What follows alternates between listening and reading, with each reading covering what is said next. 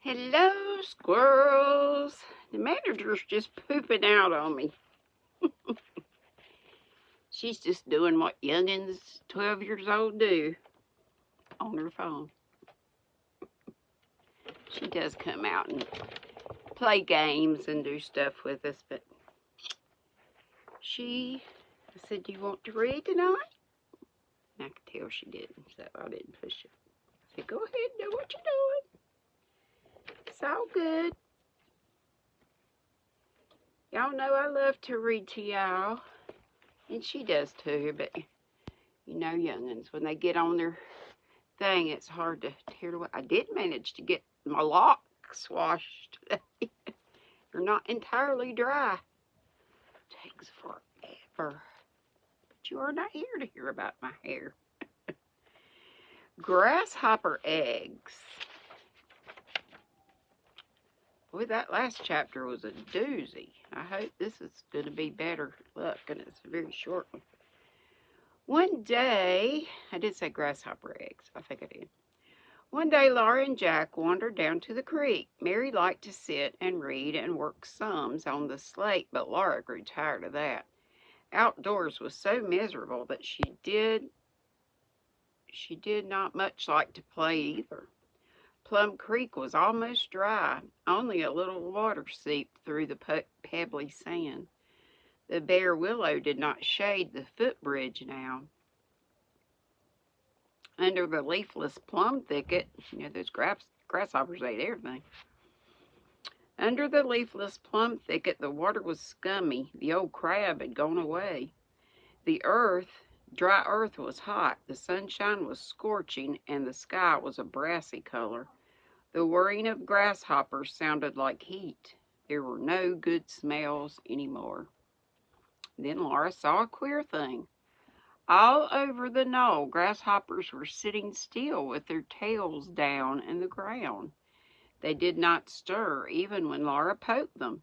She poked one away from the hole in which it was sitting, and with a stick she dug out of the hole a gray thing. It was shaped like a fat worm, but it was not alive. She did not know what it was. Jack snuffed at it and wondered too. And it says snuffed, not sniffed. Laura started toward the wheat field to ask Pa about it, but Pa was not plowing. Sam and David were standing still with the plow, and Pa was working on the unplowed ground, walking. Then Laura saw him go to the plow and lifted out of the furrow. He went, driving Sam and David toward the stable with an idle plow. Laura knew that only something dreadful would make Pa stop working in the middle of the morning. She went as fast as she could to the stable. Sam and David were in their stalls, and Pa was hanging up their sweaty harness. He came out and did not smile at Laura. She tagged slowly after him into the house. Ma looked up at him and said, "Charles, what's the matter now?" "The grasshoppers are laying their eggs," said Pa. "The ground's honeycombed with them. Look at that dooryard, and you'll see the pits where the eggs are buried a couple of inches thick. All over the wheat field, everywhere. You can't put your finger down between them. Look here." He took one of the gray things from his pocket and held it out in his hand. "That's one of them, a pod of grasshopper eggs. I've been cutting them open. There's 35 or 40 eggs in every pod. There's a pod in every hole. That's 8 or 10 holes to the square foot all over this whole country." Ma dropped down in a chair and let her hands fall helpless at her sides. "We've got no more chance of making a crop next year than we have of flying," said Pa.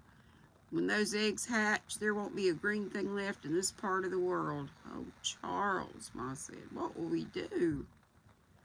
Pa slumped down on a bench and said, I don't know." Mary's braids swung over the edge of the ladder hole, and her face looked down between them.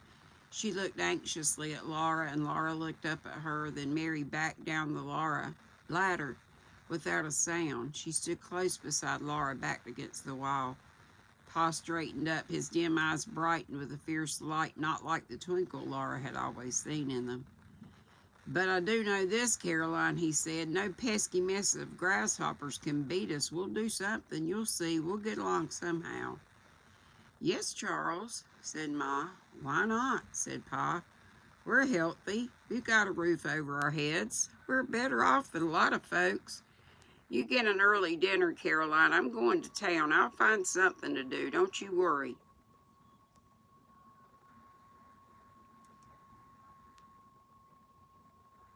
Oh, somebody's running water and it's making a squeaking noise. While he was gone to town, Ma and Mary and Laura planned to find supper for him. Ma scalded a pan of sour milk and made pretty white balls of cottage cheese. Mary and Laura sliced cold boiled potatoes, and Ma made a sauce for them. There were bread and butter and milk besides. Then they washed and combed their hair. They put on their best dresses and their hair ribbons. They put Carrie's white dress on her and brushed her hair and tied the string of Indian beads around her neck. They were all waiting when Pa came up the grasshoppery knoll. That was a merry supper. When they had eaten every bit of it, Pa pushed back his plate and said, Well, Caroline? Yes, Charles, Ma said. Here's the way out, said Pa. I'm going east tomorrow morning. Oh, no, Charles, no, Ma cried out. It's all right, Laura, Pa said. He meant, don't cry, and Laura did not cry. It's harvest time back there, Pa told him. The grasshoppers went only about 100 miles east of here.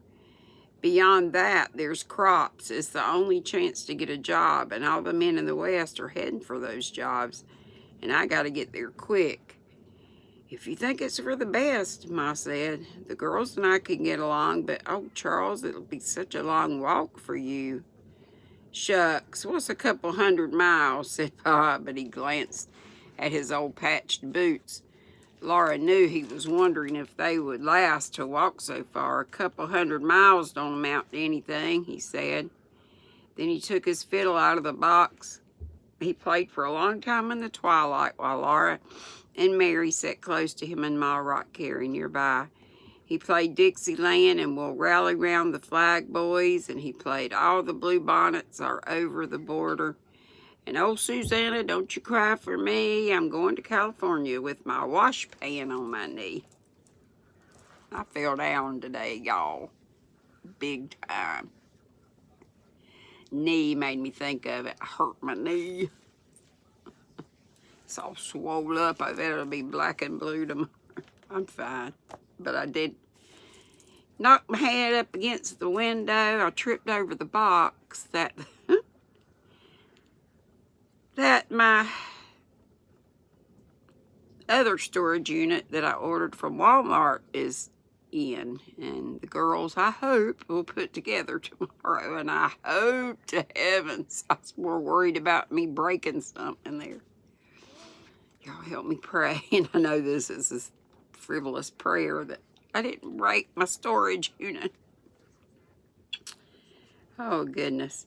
He played The Campbells Are Coming, Hurrah, Hurrah, and then he played Life Let Us Cherish, and he put away the fiddle. He must go to bed early to get an early start in the morning. Take good care of the old fiddle, Caroline, he said. It puts heart into a man.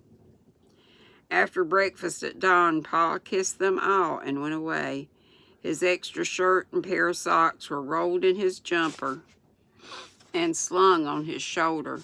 Just before he crossed Plum Creek, he looked back and waved. Then he went on, all the way out of sight without turning again.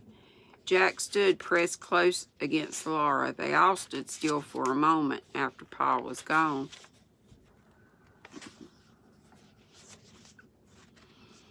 After Pa was gone. Then Ma said cheerfully, we have to take care of everything now, girls. Mary and Laura, you hurry with the cow to meet the herd. She went briskly into the house with Carrie while Laura and Mary ran to let Spot out of the stable and drive her toward the creek. No prairie grass was left, and the hungry cattle could only wander along the creek banks, eating willow sprouts and plum brush and a little dead, dry grass left from last summer. Wonder if they're going to make it. And I'm going to go ahead and see if I can read this next chapter called Rain. Rain, rain, rain. Everything was flat and dull while Pa was gone. Laura and Mary could not even count the days till he would come back. They could only think of him walking farther and farther away in his patched boots. Jack was a sober dog now, and his nose was turning gray. Often he looked at the empty road where Pa had gone and sighed and lay down to watch it, but he did not really hope that Pa would come. The dead-eaten prairie was flat under the hot sky. Dust devils rose up and whirled across it. The faraway edge of it seemed to crawl like a snake. Ma said that was caused by the heat waves of the air. The only shade was in the house. There were no leaves on willows or plum thickets. Plum Creek dried up. There was only a little water in its pools. The well was dry, and the old spring up by the dugout was only a drip. Ma set a pail under it to fill during the night. In the morning, she brought it to the house and left another pail to fill during the day. When the morning work was done, Ma, Mary, Laura, and Carrie sat in the house. The scorching winds whizzed by, and the hungry cattle never stopped lowing. Spot was thin. Her hip joints stuck up sharp. All her ribs showed, and there were hollows around her eyes. All day she went mooing with the other cattle looking for something to eat. They had eaten all the little bushes along the creek and gnawed the willow branches as high as they could reach. Spot's milk was bitter, and every day she gave less of it. Sam and David stood in the stable. They could not have all the hay they wanted because the haystacks must last till next spring. When Laura led them down the dry creek bed to the old swimming hole, they curled their noses at the warm, scummy water. They had to drink it. Cows and horses had to bear things too. Saturday evening, Laura went to the Nelsons to see if a letter had come from Pa. She went along the little path beyond the footbridge. It did not go wandering forever through pleasant places. It went to Mr. Nelson's. Mr. Nelson's house was long and low, and its board walls were whitewashed. His long, low sod stable had a thick roof made of hay. They did not look like Pa's house and Pa's stable. They cuddled to the ground under a slope of their prairie, and they looked as if they spoke Norwegian. The house was shining clean inside. The big bed was plumped high with feathers, and the pillows were high and fat. On the wall hung a beautiful picture of a lady dressed in blue. Its frame was thick gold and bright pink mosquito netting covered the lady in the frame to keep the flies off. There was no letter from Pa. Mrs. Nelson said that Mr. Nelson would ask again at the post office next Saturday. "Thank you, ma'am," Laura said, and she hurried fast along the path. And then she walked slowly across the footbridge and more slowly up the knoll. Ma said, "Never mind, girls, there will be a letter next Saturday." But next Saturday, there was no letter. They did not go to Sunday school anymore. Carrie could not walk so far, and she was too heavy for Ma to carry. Laura and Mary must save their shoes. They could not go to Sunday school barefoot, and if they wore out their shoes, they would have no shoes next winter. So on Sundays, they put on their best dresses, but not their shoes or ribbons. Mary and Laura said their Bible verses to Ma, and she read to them from the Bible. One Sunday, she read to them about the plague of locusts. Long ago in Bible times, locusts were grasshoppers, Ma read. And the locusts went up over the land of Egypt and rested in all the coast of Egypt. Very grievous were they, for they covered the face of the whole earth. so that the land was darkened, and they did eat every herb of the land, and all the fruit of the trees which the hail had left, and there remained not any green thing on the trees or in the herbs of the field through all the land of Egypt. Laura knew how true that was when she repeated those verses she thought through the land of Minnesota. Then Ma read the promise that God made to good people to bring them out of that land to a good place and a large good land, and a large unto a land flowing with milk and honey. Oh, where is that, Ma? Mary asked, and Laura asked, how could land flow with milk and honey? She did not want to walk in milky, sticky honey. Ma rested the big Bible on her knees and thought, and then she said, well, your pa thinks it will be right here in Minnesota. How could it be? Laura asked. Maybe it will be if we stick it out, said Ma. Well, Laura, if good milk cows were eating grass all over this land, they would give a great deal of milk, and then the land would be flowing with milk. Bees would get honey out of the wild flowers that grow out of the land, and the land would be flowing with honey. Oh, Laura said, I'm glad we wouldn't have to walk in it. Carrie beat the Bible with her little fist and cried, I'm hot, I'm prickly.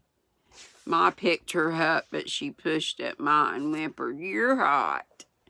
Poor little Carrie's skin was red with heat rash. Laura and Mary were sweltering inside their underwaist and drawers and petticoat waist and petticoats and long-sleeved high-neck dresses. Well, I reckon so. Good grief. With tight waistbands around their middles, the backs of their necks were smothering under their braids. Carrie wanted a drink, but she pushed the nasty cup away and made a face and said, nasty. You better drink it, Mary told her. I want a cold drink too, but there isn't any.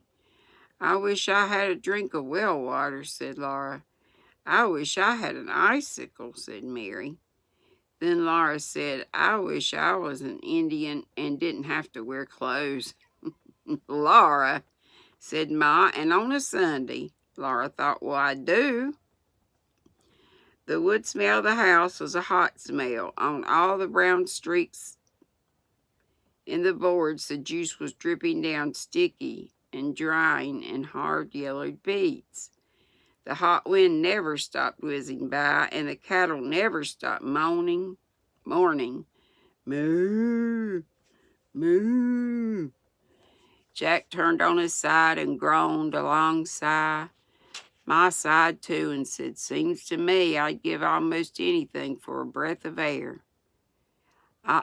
Let's see. At that very minute, a breath of air came into the house. Carrie stopped whimpering. Jack lifted up his head. Ma said, girls, did you? Then another cool breath came. Ma went out through the lean-to to the shady end of the house. Laura scampered after her,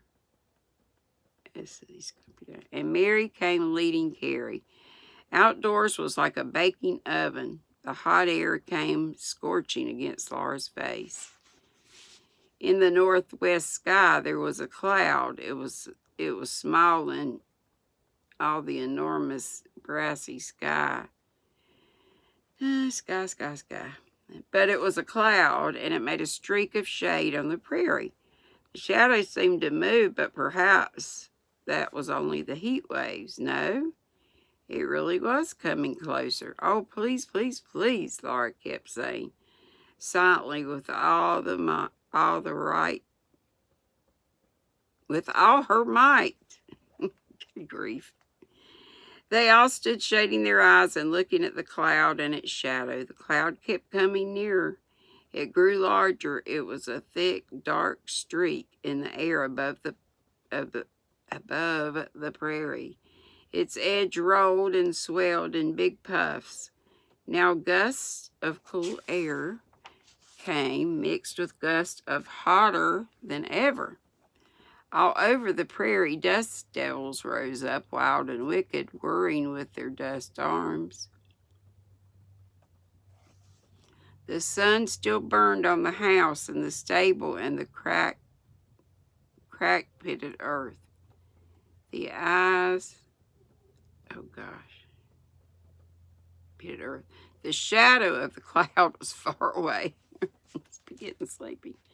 Suddenly a fire-white streak zigzagged and a gray curtain fell from the cloud and hung there, hiding the sky beyond it. That rain was rain. Then a growl of thunder came. It's too far away, girls, Ma said. I'm afraid it won't get to us, but anyway, the air's cooler. The smell of rain came on streaks of coolness through the hot wind. Oh, maybe it will get to us, Ma. Maybe it will, Laura said. Inside themselves, they were all saying, please, please, please. The wind grew, the wind blew cooler. Slowly, slowly, the cloud shadow grew larger. Now the cloud spread wide in the sky. Suddenly, a shadow rushed toward the flat land and up the knoll. And fast after it came to the marching rain, it came up the knoll like a million of tiny trampling feet. And rain poured down on the house, and on Ma, and Mary, and Laura, and Carrie. Get in quick, Ma exclaimed. The lean-to was noisy with rain on its roof. Cold air blew through it into the smothery house. Ma opened the front door. She hastened back the curtain, fastened back the curtains and opened every window. A sick smell steamed up from the ground, but the rain poured down and washed it away. Rain drummed on the roof. Rain poured from the eaves. Rain washed the air and made it good to breathe. Sweet air rushed through the house. It lifted the heaviness out of Laura's head and made her skin feel good. Streams of muddy water ran swiftly over the hard ground. They poured into its cracks and filled them up. They dimpled and soared over the pits where the grasshoppers lay eggs. Okay. Dimples where grasshoppers' eggs were and left smooth mud there. Overhead, the lightning flickered sharp and thunder crashed. Carrie clapped her hands and shouted. Mary and Laura danced and laughed. Jack wiggled and scampered like a puppy. He looked out at the rain from every window. From every window. And when the thunder banged and crashed, he growled at it. Who's afraid of you? I do believe it's going to last till sunset, Ma said.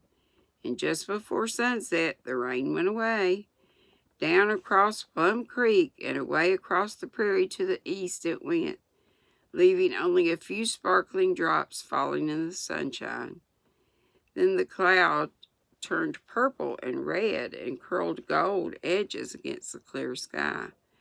The sun sank and the stars came out. The air was cool and the earth was damp and grateful. The only thing that Laura wished was that Pa could be there. Next day the sun was burning hot. The sky was brassing and the winds were scorching. And before night, tiny thin spears of grass were pricking up from the ground. In a few days, there was a green streak across the brown prairie.